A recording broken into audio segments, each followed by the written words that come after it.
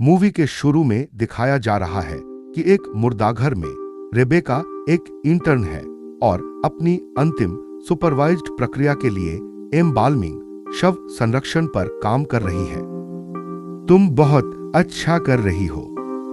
वह हर छोटी से छोटी बात का बहुत ध्यान रखती है और जब तक वह खत्म करती है शव बिल्कुल नया जैसा दिखने लगता है।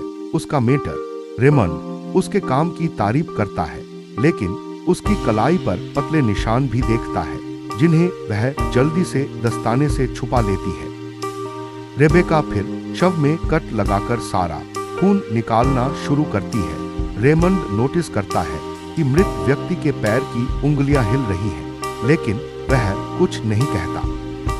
वह शव में एम्बाल्मिंग फ्लूइड भरकर प्रक्रिया पूरी करती है और रेमंड पुष्टि करता है कि वह पास हो गई है। इसके बाद रेबेका शव को रख देती है। वापस जाते समय लाइट्स टिमटिमाने लगती हैं और वह घबरा जाती है, लेकिन फिर ऐसे आगे बढ़ती है जैसे कुछ हुआ ही नहीं। तैयारी का कमरा साफ करने के बाद उसे सामान लेने बेसमेंट जाना पड़ता है।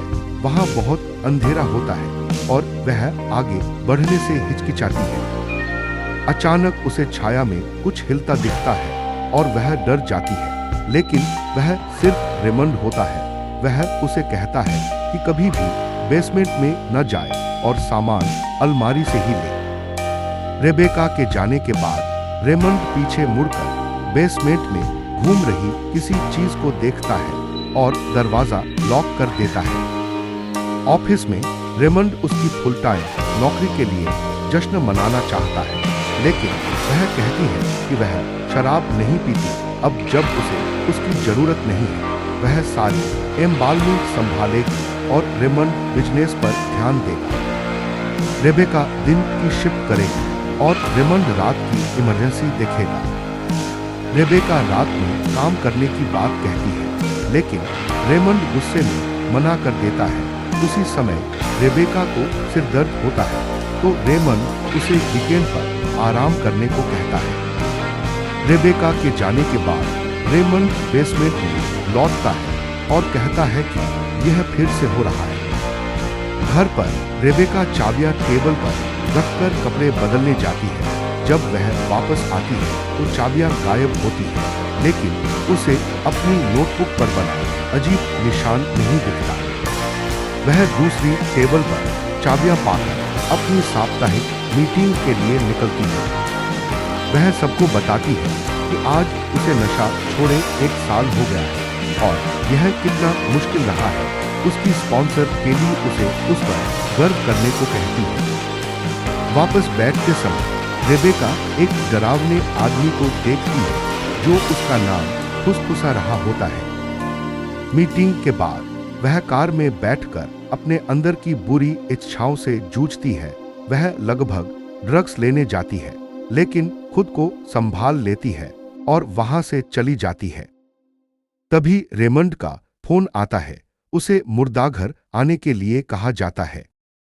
वह पहुंचती है और जानती है कि कई शवों को एम्बाल्म करके जलाना है, जो अजीब है, लेकिन उसे आदेश मानना पड़ता है।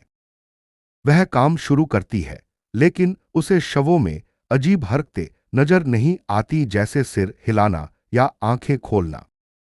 आगे की प्रक्रिया में उसे आवाजें सुनाई देने लगती हैं, चक्कर आने लगते हैं और अजीब निशान बार बार दिखाई देने लगते हैं। एक शव गायब हो जाता है। फोन पर डरावनी आवाजें आती हैं, ये सब तुम्हारी गलती है। उसे अपने पिता बेन की याद आती है, जिनकी मौत के लिए वह खुद को जिम्मेदार मानती है।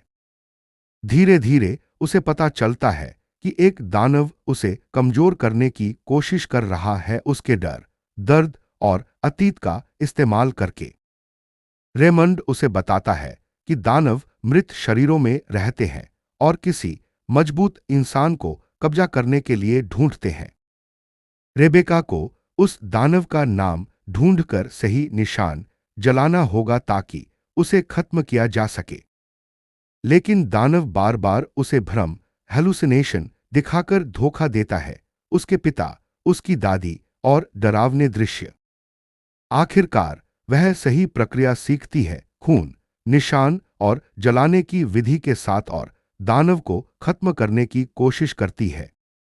काफी संघर्ष के बाद वह एक शरीर को सही तरीके से जलाकर दानव को खत्म कर देती है।